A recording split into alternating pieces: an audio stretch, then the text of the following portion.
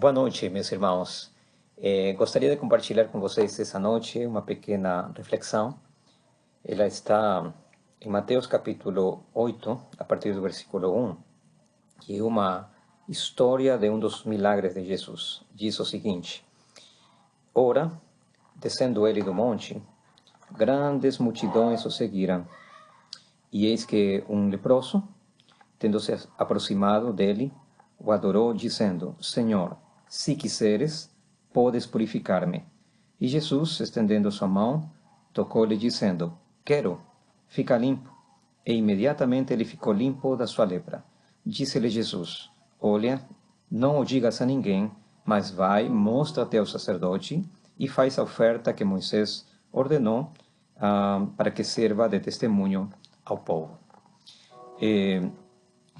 A primeira coisa que eu quero que vocês entendam é o que era um leproso no tempo de Jesus. A lepra é uma doença incurável até os dias de hoje. Uma doença que basicamente afeta os tecidos mais frágeis, mais moles do corpo, né, como as cartilagens, né?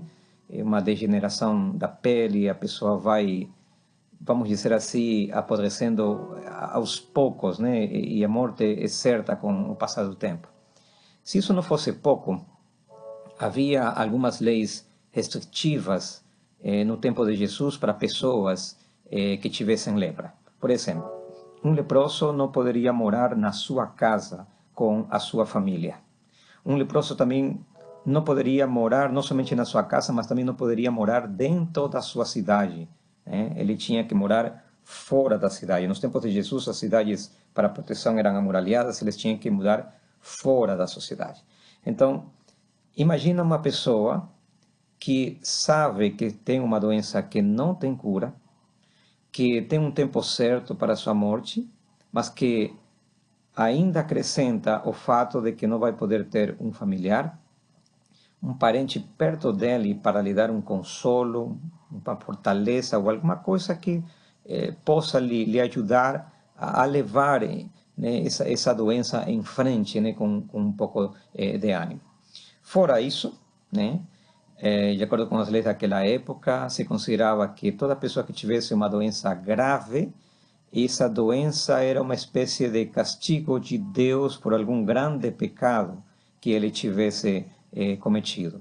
Acrescenta mais uma: um leproso morava fora da cidade, né? Ele tinha liberdade para andar fora, qualquer lugar fora da cidade, mas se de repente ele encontrasse uma pessoa se aproximando dele, ele tinha que guardar um espaço de mais ou menos uns 20 metros de distância dessa pessoa. Não poderia se aproximar dele, e quando ele viesse que a pessoa estava chegando, ele tinha que gritar: imundo, imundo, imundo, né?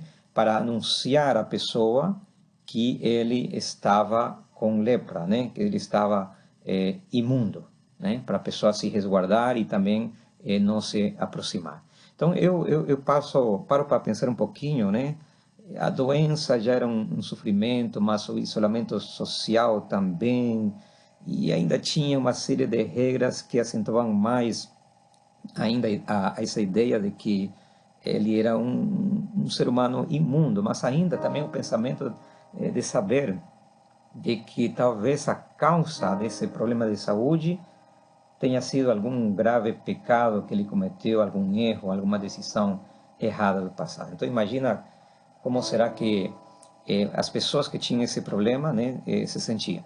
Bom, esse homem um dia ficou sabendo de que Jesus haveria de passar por onde ele estava, né, perto da cidade onde ele estava, né?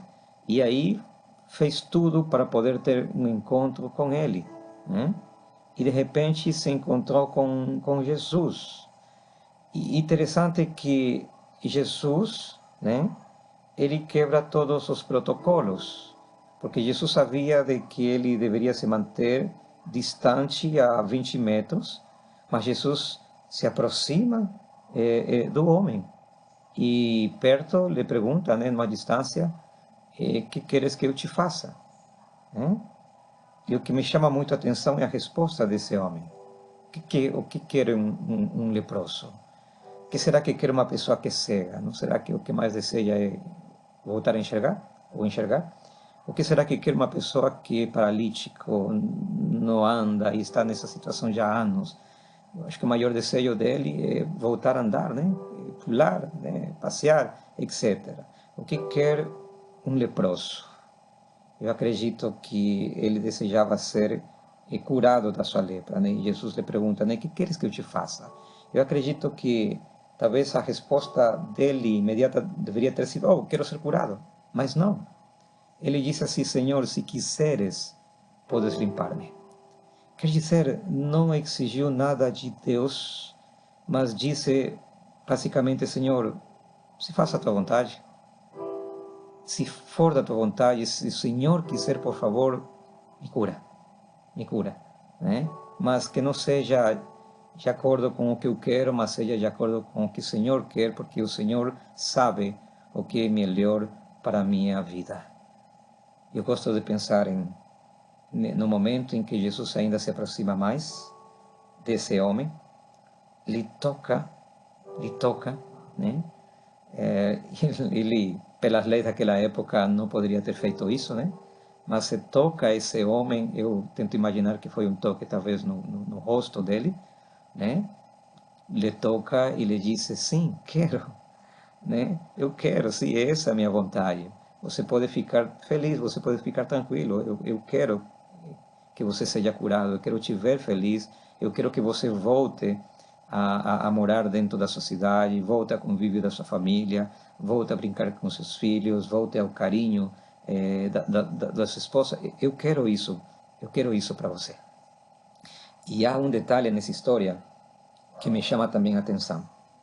É o fato de que, bom, ele foi curado e disse, olha, vai para o sacerdote, né, se apresenta para que ele te declare que você agora está curado. Mas por que isso?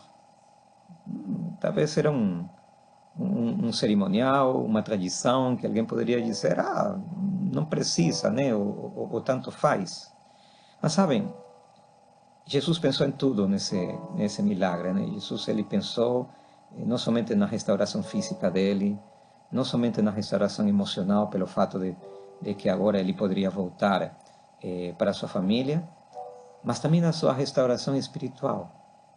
Porque assim como a lei dizia que se alguém tivesse um pecado, aliás, se alguém tivesse uma grande ou terrível doença, deveria ter sido por causa de algum pecado.